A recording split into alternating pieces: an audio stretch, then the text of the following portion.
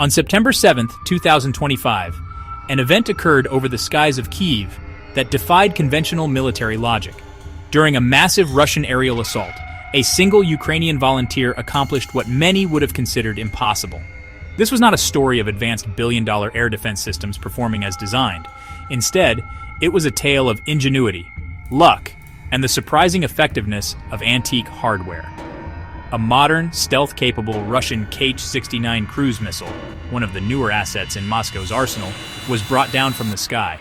The weapon used to achieve this improbable victory was not a sophisticated interceptor, but a Maxim machine gun, a design that traces its origins back to the late 19th century and saw widespread use in World War I. This single act highlights a fascinating aspect of the ongoing conflict, the creative and often desperate measures Ukrainian defenders employ. This incident offers a stark illustration of asymmetric warfare in its most literal form. The contrast between the two pieces of military technology involved could not be more dramatic. On one side, a high subsonic cruise missile engineered with low observable characteristics to evade sophisticated radar networks. On the other, a heavy water-cooled machine gun that was revolutionary over 130 years ago, but is now largely considered a museum piece. The successful takedown was a moment of profound humiliation for one side and a symbol of remarkable resourcefulness for the other. It serves as a powerful reminder that in the chaos of war, outcomes are not always determined by the most expensive or technologically superior weapon system alone.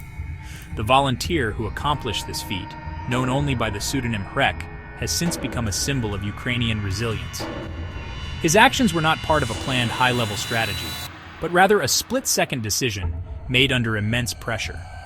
The event quickly captured global attention, not merely for its David versus Goliath quality, but for what it implies about the nature of modern conflict. This single kill shot, achieved with just a handful of ammunition, raises important questions about cost-effectiveness and battlefield adaptation, and the enduring relevance of obsolete weaponry in a 21st century war. It is a story of how old iron and sheer determination can challenge the cutting edge of military technology. The morning of September 7th, 2025, was a harrowing one for the residents of Kyiv. Russia launched one of its most significant aerial attacks of the war, a swarm of drones, ballistic missiles, advanced cruise missiles. Air raid sirens wailed across the capital for an astonishing 11 hours, forcing citizens into shelters as the city's defenses worked furiously. The scale of the attack was immense. Reports indicated over 800 projectiles were launched toward Ukraine. This barrage was not just a show of force. It was a deadly assault that resulted in casualties, including the death of an infant. It caused significant damage to infrastructure, even striking Kyiv's main government building for the first time. Amid this chaos, mobile air defense teams were on high alert, scanning the skies for any target they could engage. Hrek, a volunteer with one such unit, found himself in a unique tactical situation. He spotted a Russian Kh-69 cruise missile, but it was behaving unusually. Instead of flying high, the missile was hugging the terrain, not where systems like the Patriot would easily track it.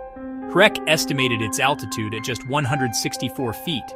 It was visually acquirable for a ground observer, but challenging for large-scale radar. The missile was still moving at a formidable speed, roughly 340 miles per hour, leaving a very small window for any defensive action. Recognizing the low trajectory made it a poor target for conventional air defenses, Hrek made a bold decision. He requested permission from his commanders to engage with the weapon his unit had on hand, a Maxim machine gun. This was an unorthodox choice. The Maxim is not designed for anti-aircraft roles against fast-moving cruise missiles. However, it was the only tool immediately available that could put rounds on the low-flying target. With permission granted, Hrek acted immediately, knowing he had only seconds before the missile would be out of range. Hrek unleashed a burst of fire from the century-old machine gun in the path of the incoming missile. In a moment he later described as a 1 in 1,000 chance, his rounds found their mark. Observers saw the Kh-69 begin to emit smoke before it veered off course. A few moments later, the missile crashed into an open area just a few hundred meters from Hrek's position. It damaged several parked cars upon impact, but the warhead fortunately failed to detonate, preventing what could have been a devastating strike. The technological chasm between the weapon and its target in this incident is immense, highlighting the unusual nature of the engagement. The Russian Kh-69 is a modern air-launched subsonic cruise missile designed for precision strikes. It is one of Russia's newer, more advanced munitions, bearing similarities to Western missiles like Storm Shadow and Taurus.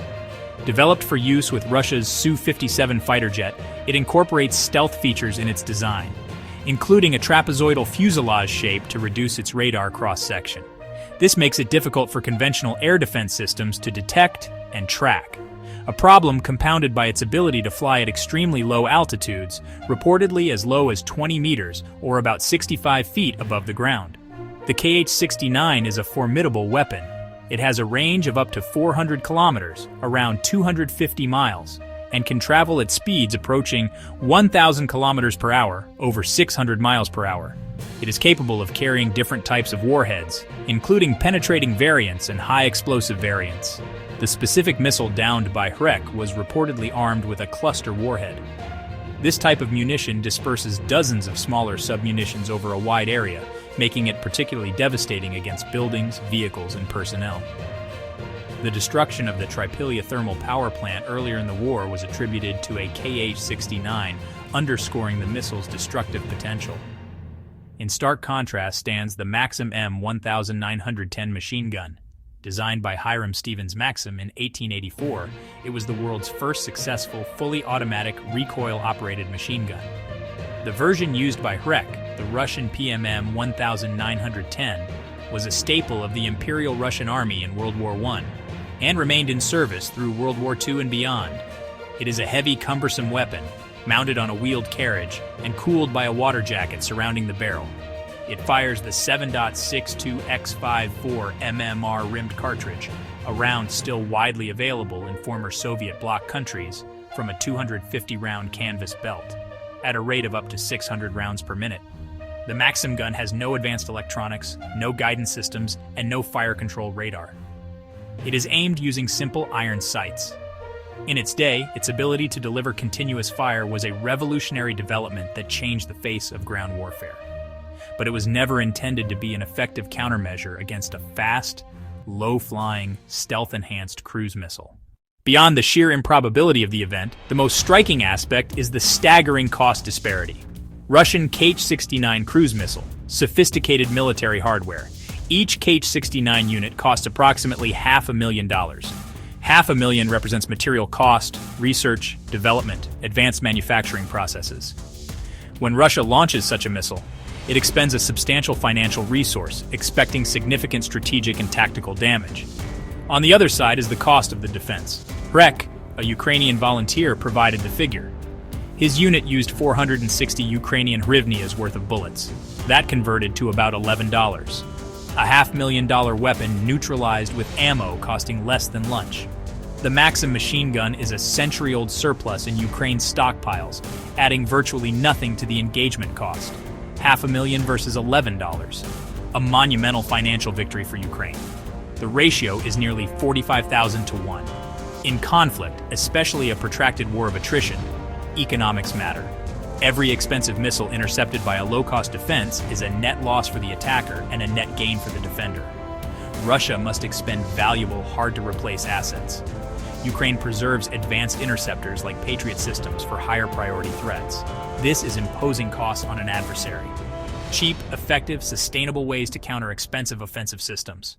One takedown won't change the war, but it exemplifies Ukraine's broader strategy. Inexpensive drones destroying multi-million-dollar tanks and artillery systems follows the same logic. The Maxim gun kill shot is the most extreme and dramatic illustration of this principle to date.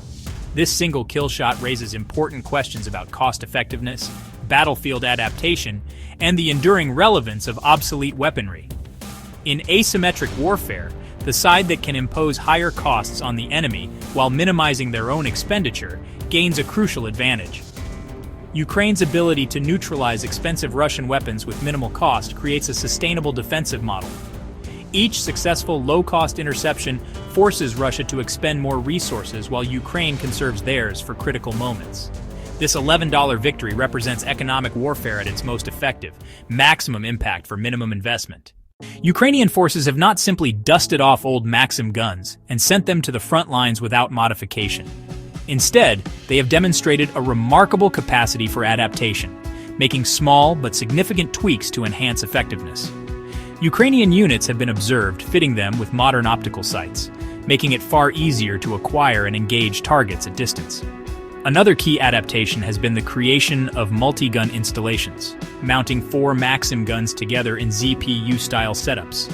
By linking the triggers, a single gunner can unleash a dense wall of lead into the sky, dramatically increasing hit probability. These modifications show that Ukraine is not using the Maxim out of blind necessity, but with calculated intent. They have identified the weapon's core strengths: reliability, sustained fire, cheap ammunition, and thoughtfully addressed its weaknesses. The core reason for its utility is its fundamental design. It is simple, robust, a reliable mechanical system. In an age of complex electronics, the Maxim's lack of sophisticated components becomes a strength. It is immune to electronic warfare. It uses 7.62x54 mm rimmed ammunition, one of the most common cartridges in post-Soviet nations. Ukraine possesses vast stockpiles. The conflict in Ukraine has often mirrored static, trench-based warfare of World War I. In those defensive engagements, the Maxim's historical strengths return. When mounted in a fixed position, its weight matters less. It can deliver high-volume, sustained suppressive fire, a role it was designed for and still excels at. Its water cooling system, though cumbersome, allows much longer firing without barrel overheating, making it ideal for repelling human wave attacks. Ultimately, a weapon's value is determined by effectiveness in context, not age. The Maxim is not a universal solution and is outclassed in many scenarios. The downing of a Kyiv-69 missile by a Maxim machine gun is, above all, a lesson in adaptation, courage, and ingenuity in warfare. Hrek himself acknowledged the takedown as a 1 in 1,000 chance. This was a case of a specific, rare opportunity. This success does not mean that the Maxim gun is now a viable, systematic counter to modern cruise missiles. Russia is planning to produce thousands more advanced missiles, and the vast majority will need to be countered by sophisticated, modern air defense systems. The larger strategic lesson is that an integrated defense blending old and new technologies can be highly effective. While advanced systems form the backbone of Ukraine's air defense, simpler, more widely distributed weapons can fill the gaps. This layered approach complicates the attacker's planning and forces them to account for threats from advanced interceptors to century-old guns. In the end, Hrek's kill shot delivered a significant tactical victory and powerful morale boost. It saved lives, prevented destruction. It demonstrates that in the crucible of conflict, resourcefulness can be as powerful a weapon as any missile. The clearest lesson is that one should never underestimate the ability of a determined defender to fight back with whatever tools they have at hand.